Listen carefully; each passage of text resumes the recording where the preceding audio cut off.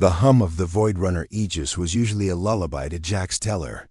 As a lead thermal sync specialist, Jax knew every rattle, every hiss, and every rhythmic pulse of the ship's massive heart.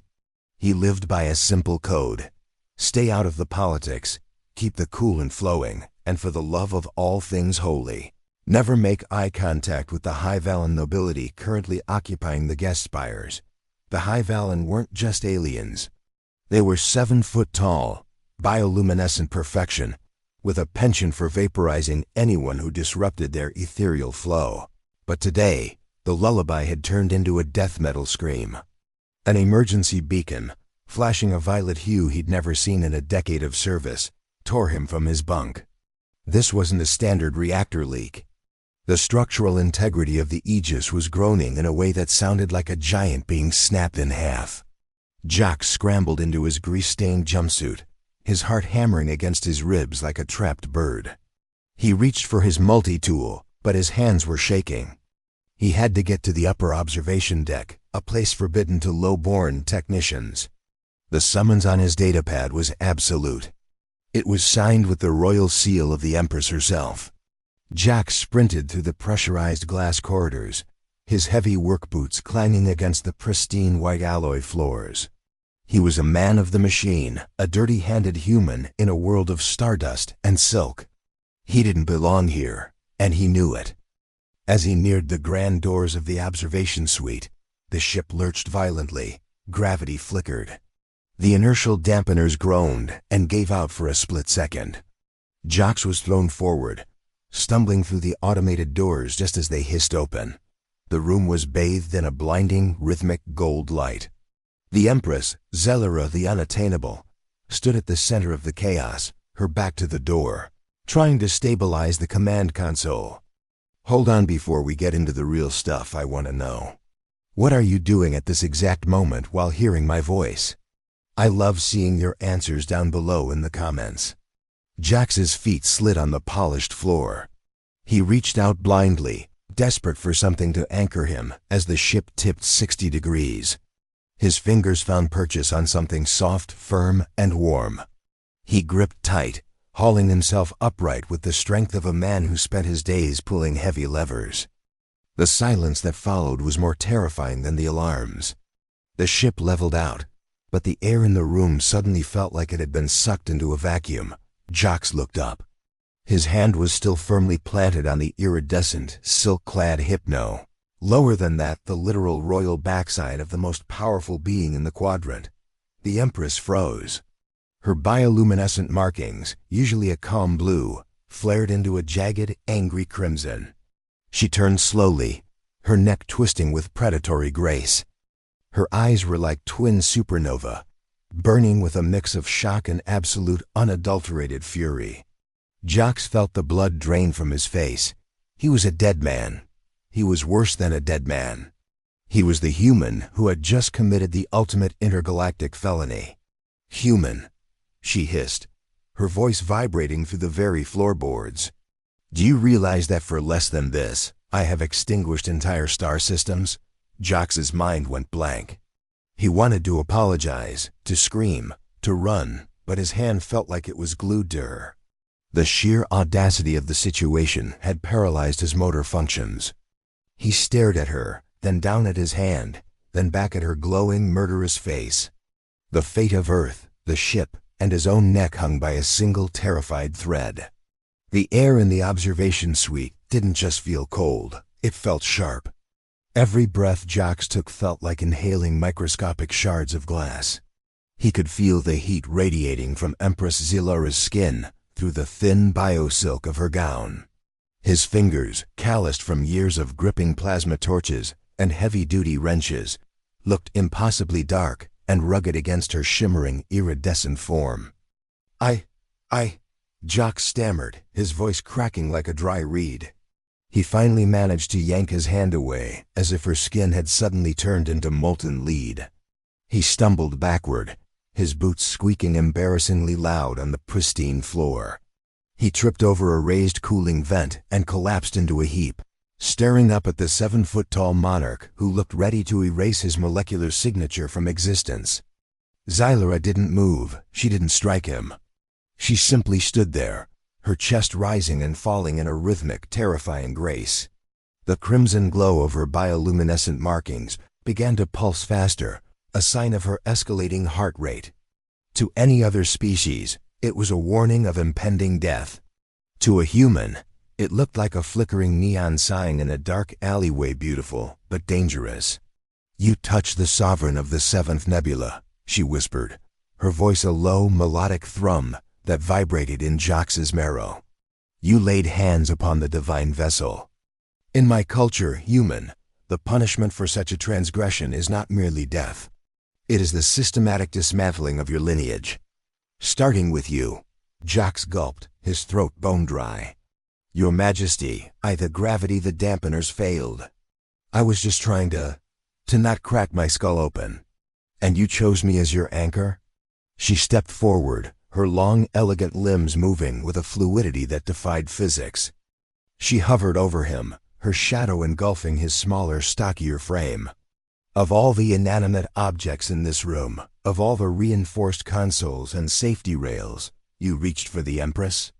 Jax looked up, his survival instinct finally kicking in.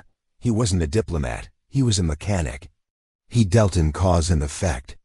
"With all due respect, Your Majesty, when the ship tilts 60 degrees and the floor becomes a wall, humans don't pick and choose. We grab the nearest solid thing, you. You happen to be the most solid thing in my line of sight." Xylera paused. Her eyes, swirling pools of violet and gold, narrowed. "Solid? You describe your Empress as a solid object?" "I mean, you're not a hologram," Jax muttered, slowly pushing himself into a sitting position, though he stayed on the floor. It felt safer down there. "And honestly, if I hadn't grabbed you, I would have smashed into that console behind you. The one that's currently blinking red because the primary coolant line just burst in Sector 4, which, by the way, is why I'm here." The Empress glanced at the console. The anger in her eyes didn't vanish, but it was momentarily clouded by a flicker of pragmatism. The ship groaned again, a deep metallic wail that vibrated through their feet. The Aegis was dying, and they both knew it. "The summons," she said, her voice regaining its icy composure. "I called for the best engineer on this vessel. They sent me a man who can't even keep his balance. They sent you the only man who knows how to bypass the Valen tech locks without a keycode," Jax retorted, his professional pride momentarily overriding his terror. "You want the ship to stop shaking, or do you want to keep discussing where my hand landed?" Xylera's markings flashed a sharp, stinging yellow curiosity mixed with lingering resentment. She leaned down, her face inches from his.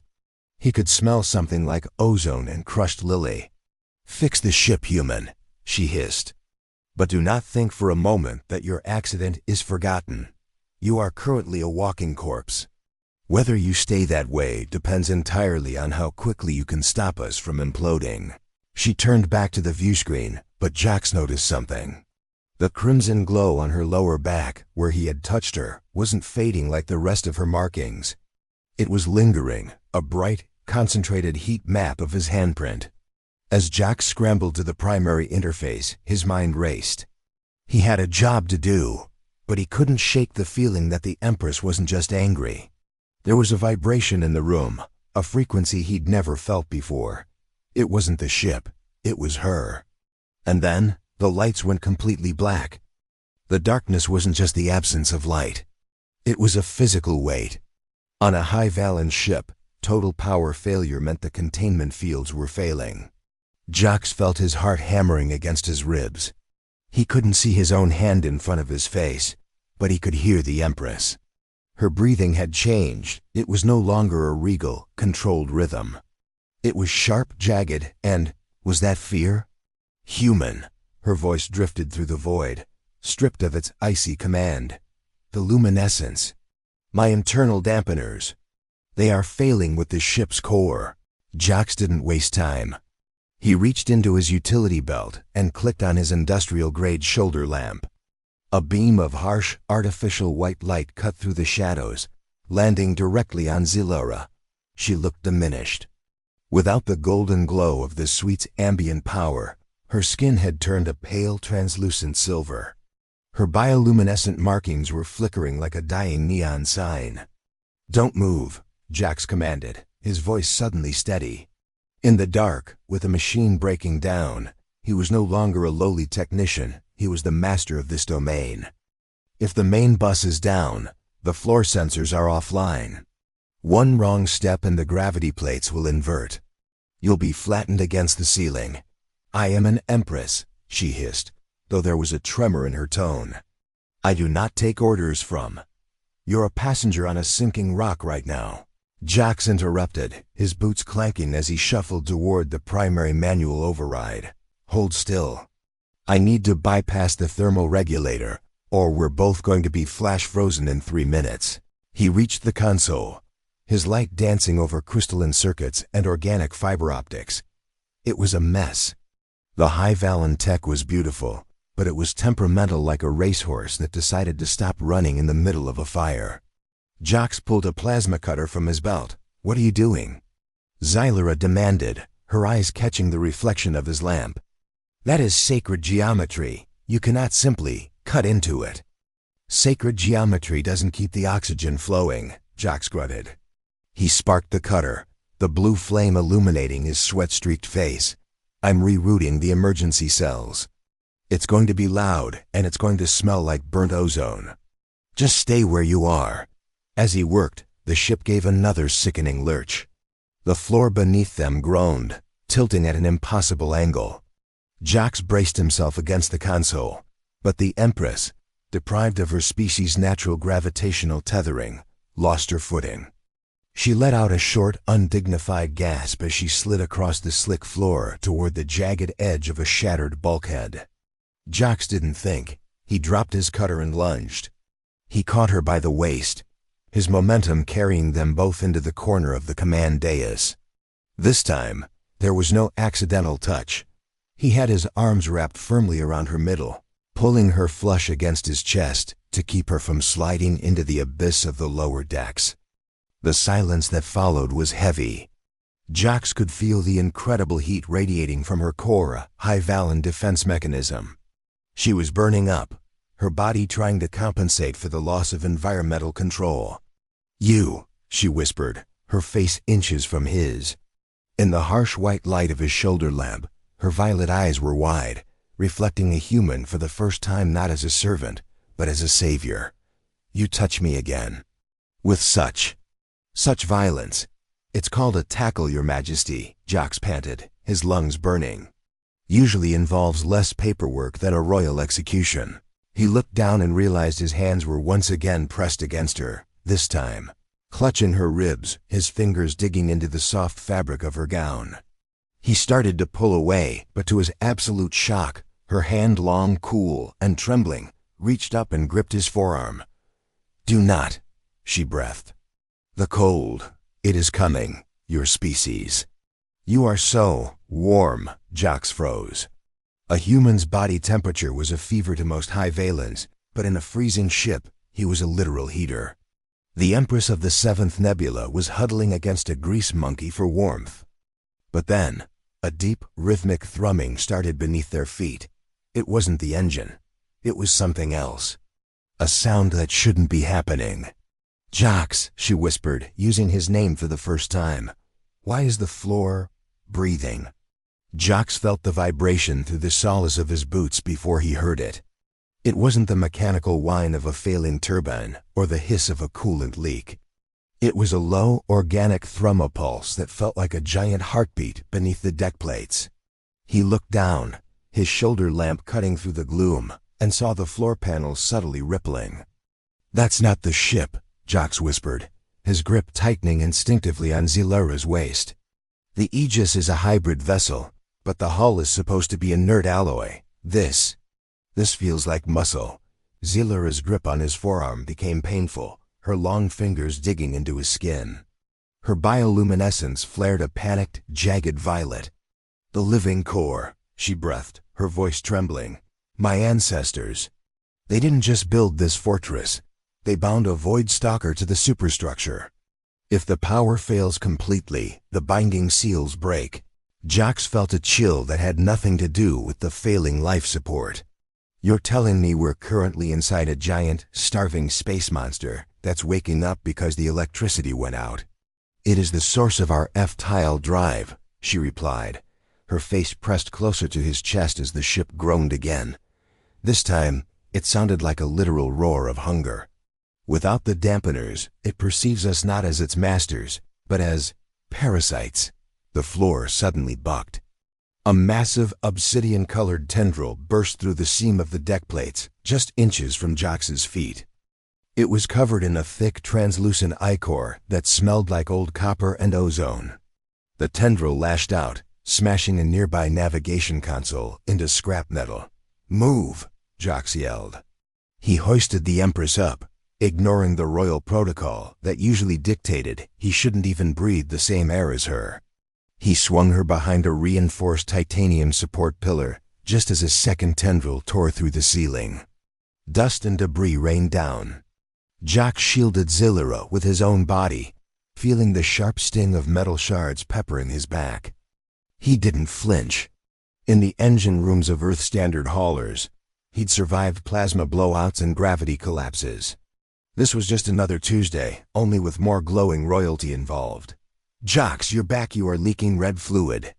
Zillera cried out, her eyes wide as she stared at the tears in his jumpsuit. "It's called blood, Your Majesty." "I've got plenty of it," Jax grunted, wiping sweat and grit from his eyes. He looked at the manual override station. It was 10 feet away, but the floor between them was now a nest of writhing, hungry shadow limbs. "I have to get to that lever. If I can jumpstart the neural inhibitors, we can put this ship back to sleep." "You cannot," she whispered, her glowing markings fading to a dull, desperate gray. "The bio-interface requires a High-Valen genetic signature to authorize the override. My signature. But I am too weak. The cold. My energy is depleted." Jax looked at her. She was shivering, her regal posture slumped against the pillar. High-Valens were like solar batteries. Without the ship's ambient radiation, they flickered out. He looked at the writhing tendrils, then back at the Empress. "I can carry you," Jax said firmly. Zillera blinked, her long lashes fluttering. "You would touch me again? After I threatened your entire lineage?" Jax gave a grim, lopsided smile. "Technically, if we die here, my lineage ends anyway. Might as well go out with my hands on a queen, right?" He didn't wait for her permission. He scooped her up in a fireman's carry, throwing her lightweight, elegant frame over his shoulder. "How dare you?" she started, but the words died in her throat as Jax leaped. He didn't run. He threw himself into a desperate, tactical sprint. A tendril whipped past his ear, the wind of its movement nearly knocking his lamp off. He jumped over a gaping hole in the floor, his heavy boots slamming onto a vibrating rib of the Void-Stalker. "Now!" Jax roared as they reached the console. "Put your hand on the sensor. Do it now or we're dinner." As he held her steady against the bucking ship, Zillera reached out a trembling silver hand toward the glowing crystalline pad. But as her fingers brushed the surface, the console emitted a harsh, screeching alarm. "Access denied," a cold, synthesized voice echoed through the room. "Genetic signature detected. Empress Zillera. Status, critically low vitality. Authority suspended for safety." Jax stared at the screen in horror. "Safety? It's locking you out because you're dying? That's the dumbest fail-safe I've ever heard of." The floor beneath them began to dissolve into a dark, viscous liquid. The Void-Stalker was beginning to digest the room. "It needs—" "A surge," Zillera gasped, her head falling back against Jax's shoulder. "A jumpstart of bioelectrical energy. But I have nothing left to give." Jax looked at his own hand scarred, dirty, and pulsing with the raw, stubborn heat of a human heart. Humans were known in the galaxy for one thing: their absurdly high metabolic energy. They were the batteries of the sentient world. "I've got an idea," Jax muttered. "And you're really not going to like this one." The ground beneath them didn't just shake. It began to feel like wet leather. The Void-Stalker was secreting a digestive enzyme that was eating through the floor's alloy plating. Jax could see the green smoke rising from his own boots. If they didn't act in the next 30 seconds, they'd be nothing but a nutrient shake for a galactic leviathan. "Human, Jax, what are you doing?" Xylera whispered, her voice barely a thread of sound. Her eyes were clouded, the vibrant violet turning into a dull, smoky gray. "I'm an engineer, Your Majesty." "When a battery is dead, you jump-start it," Jax growled. He shifted his grip, sliding his arm from under her knees and pulling her flush against the console. He wasn't being gentle anymore. He pressed his chest against her back, pinning her to the crystalline sensor pad. The heat from his body, the raw 98.6-degree furnace of a human metabolism, was like a shock to her cooling system. Xylera gasped, her back arching as she felt the sudden influx of warmth. But it wasn't enough. The console still glowed a stubborn, defiant red. "It's not reading your signature because your pulse is too slow." Jax yelled over the roar of the ship's groaning hull.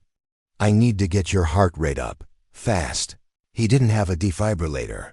He didn't have a medical kit.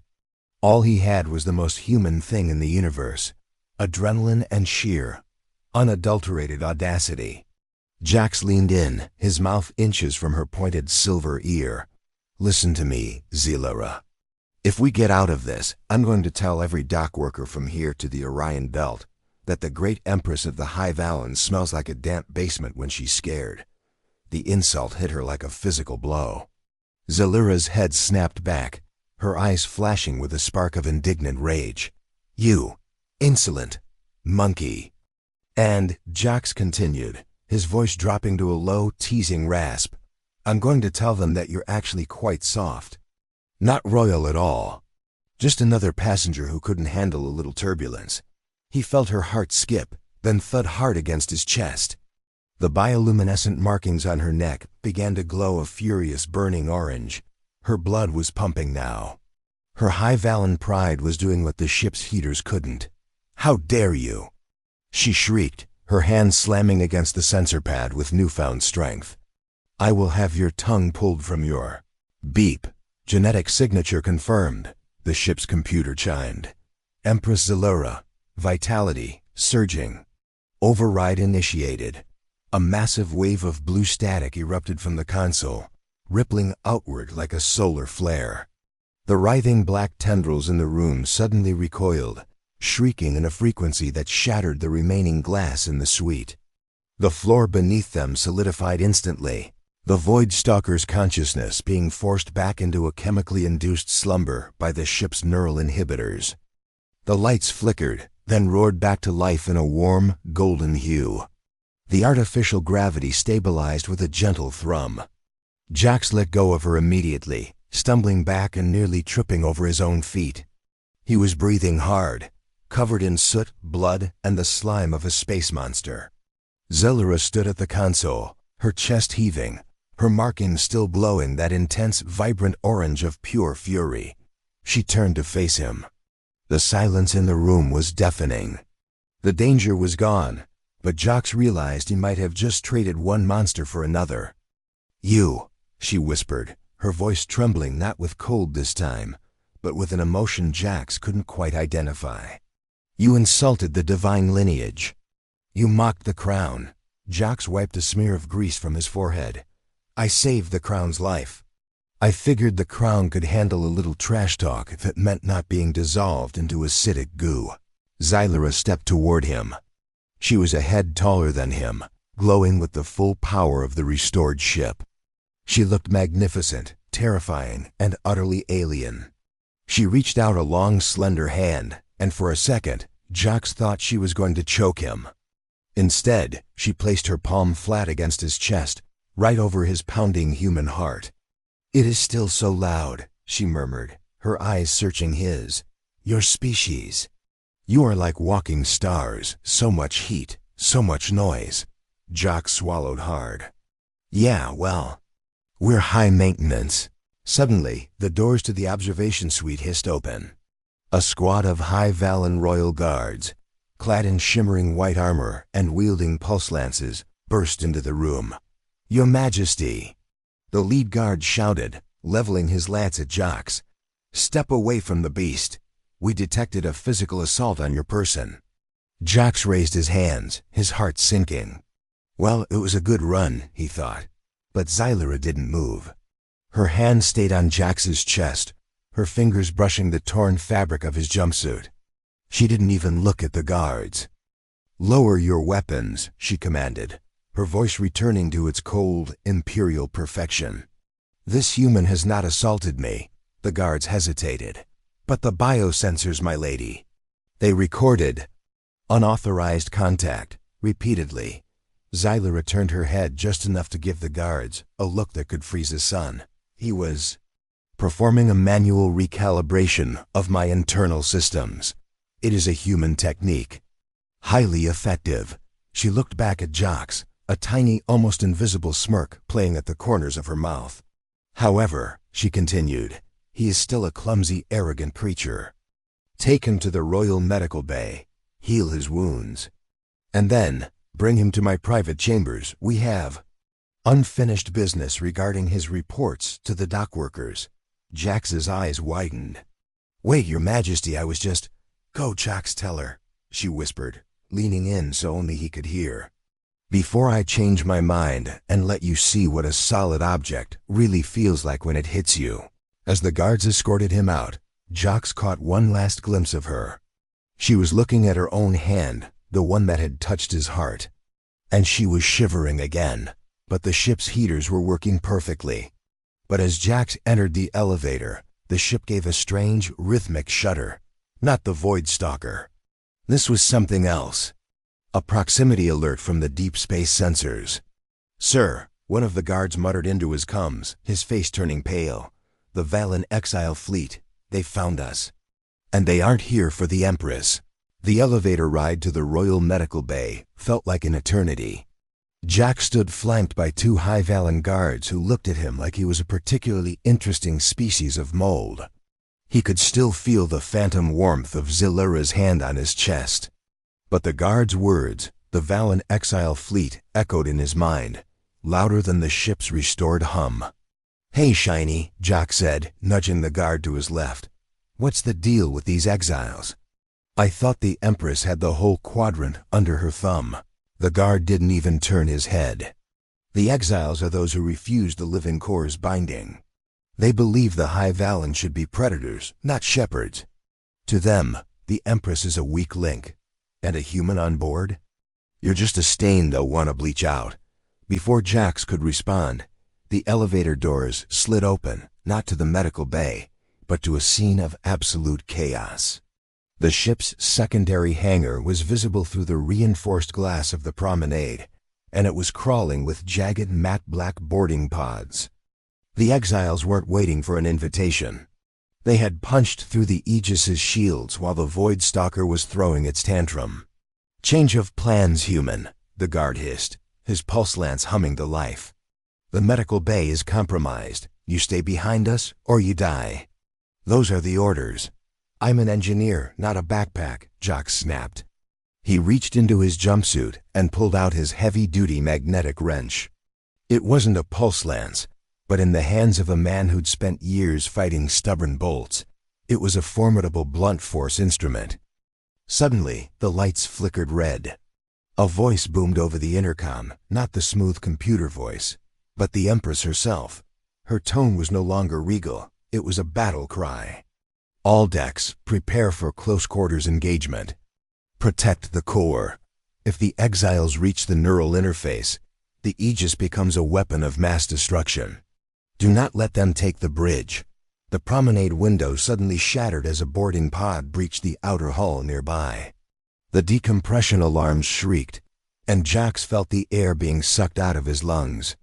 He lunged for a manual seal lever, his muscles screaming as he fought the vacuum.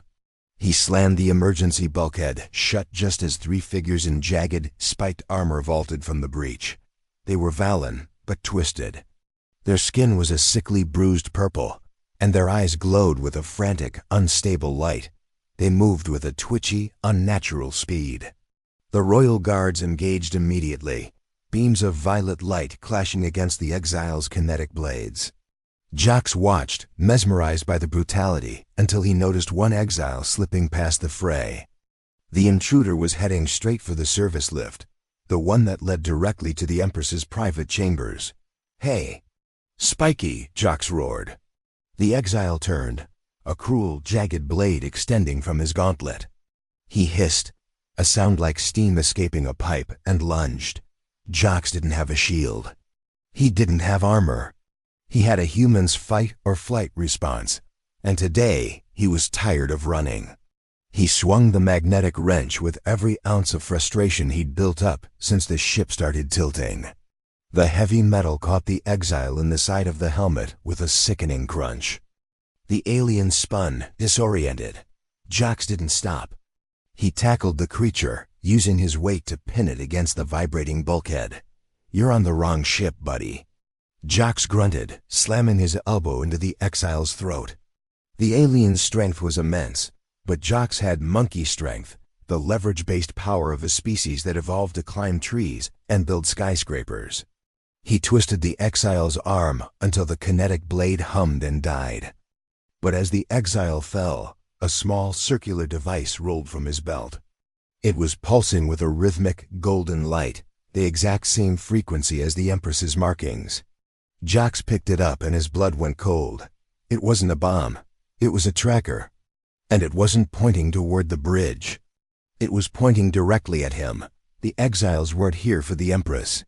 They were here for the human who had touched her. Jacques stared at the pulsing device in his palm, his heart hammering a frantic rhythm against his ribs. The golden light was a perfect match for Zilura's aura. In the High-Valen world, biological imprints were everything. By touching her by jump, starting her heart with his own raw, human heat, Jacques hadn't just saved her life. He had accidentally branded himself with the royal frequency. To the exiles, he was now a walking beacon. A biological key that carried the residual essence of the Empress. "Great," Jacques muttered, shoving the tracker into his pocket. "First I'm a mechanic, then I'm a heater, now I'm a giant neon shoot-me sign." The promenade was a war zone. The royal guards were holding the line, but the exiles were relentless. Jacques knew he couldn't stay here. If the tracker was pointing at him, staying near the guards just gave the enemy a roadmap to the ship's defenders. He turned and sprinted toward the maintenance crawl spaces, the veins of the Aegis, where only a human of his build could fit. He slid into a narrow ventilation shaft, the cold metal biting through his torn jumpsuit. As he scrambled through the dark, the ship shuddered again. A massive explosion rocked the hull, and for a moment, gravity flipped. Jacques slammed against the ceiling of the duct, his breath leaving him in a wheeze. "Jacques Teller, do you hear me?" The voice was a whisper in his ear, vibrating through his comms unit. It was Zilura. "Hard to hear anything over the sound of my life flashing before my eyes, Your Majesty," Jacques panted, crawling forward again. "Listen closely," she said, her voice strained. "The exiles. They are not trying to kill you. They are trying to harvest you. The residual energy from our contact. It has created a temporary bridge in the neural link. If they take you to the core, they can use your human bioelectricity to override my command and wake the Void-Stalker fully. It will consume the fleet and them along with it. So I'm a human fuse?" Jacques asked, a grim laugh bubbling up. "What happened to the walking corpse talk? I preferred that to being a battery for a space kraken." "You must reach the secondary engine hub," Zilura commanded, ignoring his sarcasm. "There's a manual purge valve. If you trigger it, you will dump the ship's excess thermal energy. It will mask your signature. You will become invisible to their trackers." "And what happens to you?" Jacques asked, stopping in his tracks. "If I mask my signature, the link breaks. You'll be alone up there with those spiky bastards." There was a long silence on the other end of the line. When she spoke, the Empress's voice was softer, stripped of its imperial armor. "I am the sovereign of the 7th Nebula, Jacques. My life is the ship's life. But you are just a man who was in the wrong place at the wrong time. Go, save yourself." Jax looked at the tracker in his hand. The light was getting brighter. They were closing in on his position in the ducts. He could hear the scratching of metal claws on the outside of the ventilation shaft. Yeah, well, Jax grunted, shifting his direction. Humans are also known for being incredibly stubborn. And I really don't like leaving a job half-finished. He didn't head for the purge valve.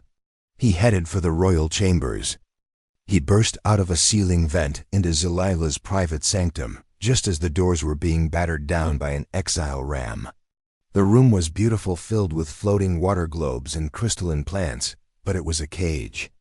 Zelira stood at the center, her pulse pistol raised, her eyes wide as she saw Jax drop from the ceiling like a soot-covered angel. "You fool," she cried out. "I told you to run." "And I told you I'm high maintenance," Jax retorted. He grabbed a heavy, decorative crystal spire from a nearby pedestal. "Get behind me. I've got a plan, but it's going to involve a lot of property damage." The doors exploded inward. 3 exile giants stepped through the smoke, their eyes locked onto Jax with a terrifying, hungry intensity. They didn't even look at the Empress. They wanted the human. As they lunged, Jax didn't swing the crystal. He threw it straight into the room's main water globe. Millions of gallons of conductive mineral-rich liquid erupted into the room. "Zelira, grab the conductor!" Jax yelled, reaching for a high-voltage power line hanging from the damaged ceiling. The room transformed into a chaotic whirlpool of floating water and lethal energy. As the massive water globe shattered, the zero-gravity stabilizers flickered, causing the liquid to suspend in mid-air in shimmering fist-sized orbs. The exiles, weighed down by their heavy, jagged armor, struggled to find footing in the shifting environment. They were predators of the void, but they weren't prepared for a human who treated a sinking ship like a playground. "Jax, what are you doing?" "That is the main arterial line." Zelira screamed, even as she dove behind a decorative obsidian bench. "Trust me," Jax yelled back. He caught the sparking power cable with his insulated wrench, the magnetic grip holding it steady. "In my neighborhood, we call this the toaster in the bathtub maneuver." Jax slammed the high-voltage line into the center of the largest floating water mass. A blinding arc of blue electricity surged through the room, using the mineral-rich water as a perfect conductor. The exiles, encased in their metallic, conductive armor, didn't stand a chance. The current hit them like a lightning strike, their nervous systems overloading instantly. They collapsed into the floating water, their bodies twitching as the purple glow in their eyes extinguished. The smell of ozone and burnt electronics filled the air. Jax let go of the cable, his boots hitting the floor as the gravity settled back into a shaky normalcy. He was trembling from the proximity of the discharge, his hair standing on end, his skin humming with static. Zelira rose from behind the bench, her eyes wide with a mixture of horror and awe. She looked at her elite enemies, warriors who had conquered star systems, now lying incapacitated by a man with a wrench and a puddle of water. You used the ship's own blood to strike them down," she whispered, stepping toward him.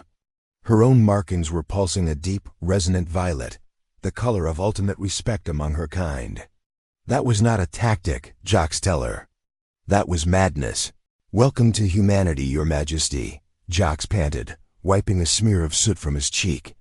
"We're not the strongest or the smartest, but we're the best at finding new and creative ways to break things." But the victory was short-lived. The tracker in Jax's pocket began to scream, a high-pitched, piercing wail that vibrated in his teeth.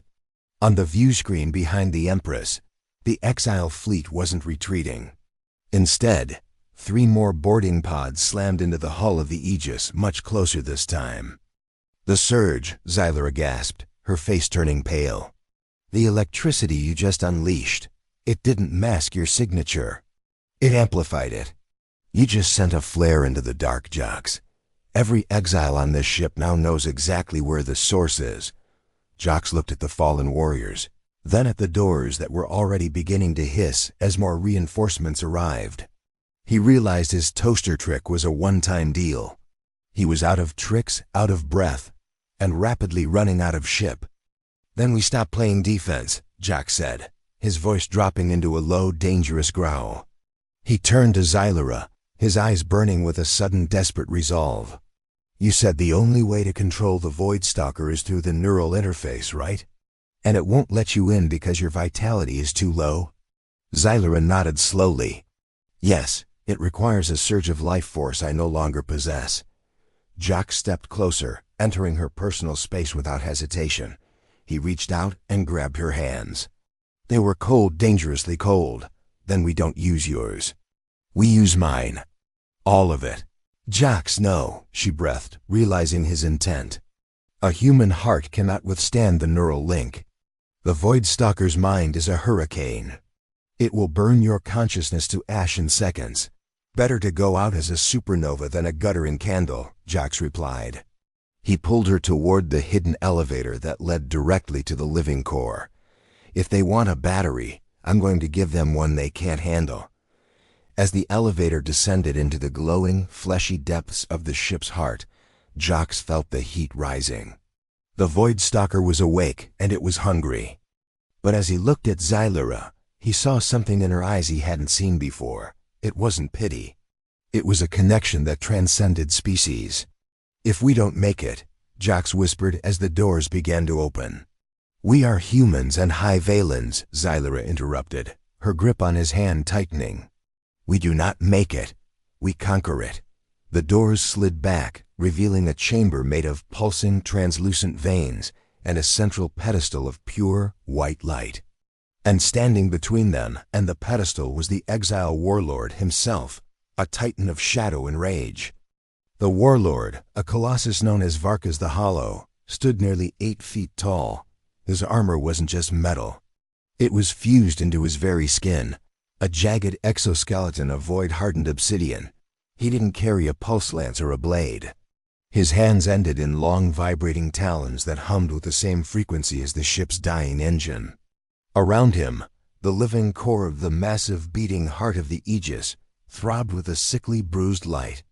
The divine Empress and her favorite pet, Varkas rumbled, his voice sounding like grinding tectonic plates. You've come to the slaughterhouse voluntarily. How? Efficient.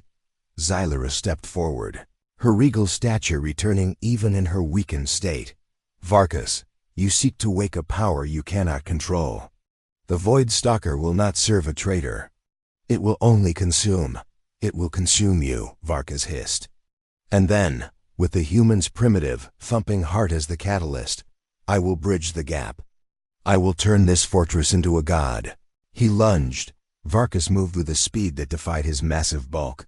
Jax barely had time to react. He shoved Xylera toward the neural pedestal and swung his magnetic wrench. The metal collided with Varkas's forearm with a bone-shattering thud, but the warlord didn't even flinch. He backhanded Jax, sending him flying across the fleshy floor. Jax slammed into a pulsating wall of veins, the impact knocking the wind from his lungs. He tasted copper. His vision blurred. Through the haze, he saw Varkas turning his attention back to Xylera. The warlord grabbed her by the throat, hoisting her off the ground as if she weighed nothing. The human is spent, Varkas sneered. Now, watch as I take your throne from the inside out. Not spent, Jax wheezed, pushing himself up. Every rib felt like it was on fire. He looked at the neural pedestal, a crystalline pillar that served as the brain of the ship. It was only 5 feet away. Jax didn't look for his wrench. He didn't look for a weapon. He looked at his own hands, trembling and covered in grease and blood. He remembered what Xylera had said. A human's heart is like a walking star. He scrambled toward the pedestal, his boots slipping on the slick, organic floor. Varkas saw him and roared, dropping Xylera to the ground to intercept him. But Jax wasn't aiming for the warlord. He dived, sliding under Varkas's massive legs, and slammed both palms onto the white-hot surface of the neural interface. The world vanished. Suddenly, Jax wasn't in a room. He was in a storm. He felt the consciousness of the Void-Stalker, a billion-year-old hunger, a vast cold intelligence that saw him as nothing more than a spark of dust. The mental pressure was immense. a weight that threatened to crush his skull. "Jax, pull back!" He heard Zillura's voice, echoing from 1,000 miles away. But Jax didn't pull back. He leaned in. He opened the floodgates of his own human spirit, his stubbornness, his anger, his desperate will to survive. He poured every memory of the sun on Earth, every hot meal, every frantic heartbeat of his life into the connection. The white light of the pedestal turned a fierce, burning red. "You want a battery?" Jax roared into the psychic void. "Take everything."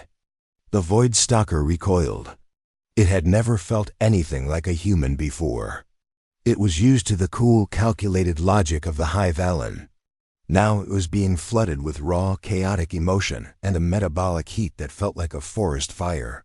In the physical room, Jax's body began to glow. His skin rippled with golden light, his eyes turning into twin beams of pure radiance. The energy was so intense that Varka's was blown backward, his obsidian armor cracking under the sheer pressure of the human's surging bioelectricity. The ship didn't just hum, it screamed. The Aegis bucked, its engines roaring to life with a power it hadn't felt in centuries.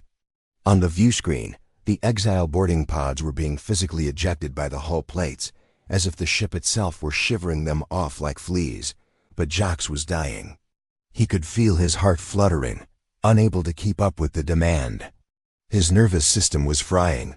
"Jax, stop, it will kill you." Zillura crawled toward him, her hand reaching out for his. "Finish it," Jax gasped, his voice a distorted rasp. "Take the control." While it's distracted, Zillura didn't hesitate. She placed her hands over his, bridging the gap. The cool, regal blue of her energy met the raging red of his. For a split second, they weren't two different species. They were a single circuit.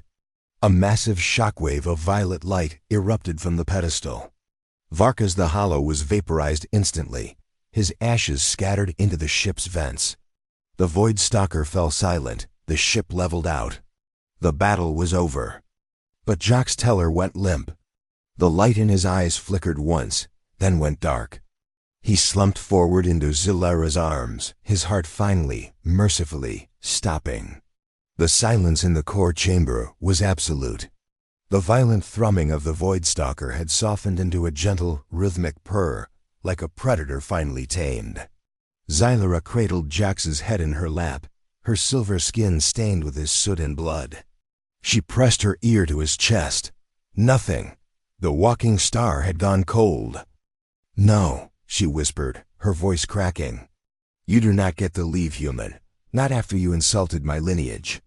Not after you touched the Empress." She looked at the neural pedestal, still glowing with a soft, stable violet light. The ship was hers again. She was the sovereign, back in full command of the most powerful fortress in the quadrant. But as she looked at Jax's still face, the title felt like a hollow weight. She reached out, connecting her mind to the ship one last time. She didn't ask for weapons. She didn't ask for shields. She commanded the living core to give back what it had stolen. Transferring. Biosynthetic essence. The ship's voice echoed, no longer cold, but reverent. A single brilliant drop of iridescent fluid dripped from a vein above them, landing directly on Jax's lips. It was the nectar of the core, the concentrated life force of the Void-Stalker itself. Zillura leaned down, pressing her forehead against his, her markings glowing with a warmth she had never shared with anyone. Jax's chest suddenly hitched. A gasp, ragged and violent, tore through his throat. His eyes snapped open, not glowing with white light this time, but their natural, stubborn brown. I think I left the stove on," he wheezed, his voice barely a whisper. Zillura let out a sound that was half laugh, half sob, a sound no High-Valen had ever made in the history of their empire. She pulled him into a fierce embrace, ignoring the grease that ruined her royal gown. "You are a terrifying, reckless, and incredibly annoying creature," she breathed into his ear. "Yeah," Jax managed a weak smile, his hand tentatively finding its way to her shoulder. "But you've got to admit, my manual recalibration works every time." 1 week later, the Aegis sat in high orbit over a shimmering nebula. The exile fleet had been scattered to the winds, and the story of the human who jump-started a goddess was already spreading through the stars like wildfire. Jax stood on the observation deck, wearing a new, custom-tailored jumpsuit, still black, but with the royal seal embroidered in gold on the shoulder. He wasn't a lead thermal sync specialist anymore. His new title, created specifically by the Empress, was Imperial Anchor. The doors hissed open.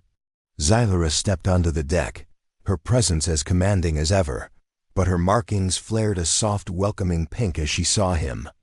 "The Council is furious, you know," she said, standing beside him and looking out at the stars. "They say a human should not be allowed in the sanctum. They say your presence is disruptive." Jax looked at her, a mischievous glint in his eyes. "And what did the Empress say?" Xylura looked at the viewscreen, but her hand drifted down, her fingers brushing against his this time, on purpose. "I told them that the Empress does what she wants. And right now, she wants a partner who isn't afraid to break the rules." She paused, her voice dropping to a playful whisper. "Just try not to grab my backside in front of the ambassadors next time, Jax." Jax grinned, leaning back against the railing. "No promises, Your Majesty. Gravity is a tricky thing. What a wild ride, right? If you enjoyed this tale of human audacity and galactic romance, make sure to let us know. If you want more stories where humans show the galaxy why we're the most dangerous and most stubborn species in the universe, don't forget to like this video and share it with your fellow space travelers. Most importantly, hit that subscribe button and ring the bell for HFY Soundscape so you never miss a transmission. Until next time, keep your heart beating loud and your wrenches ready. The galaxy is a big place, but it's a lot warmer with a human around.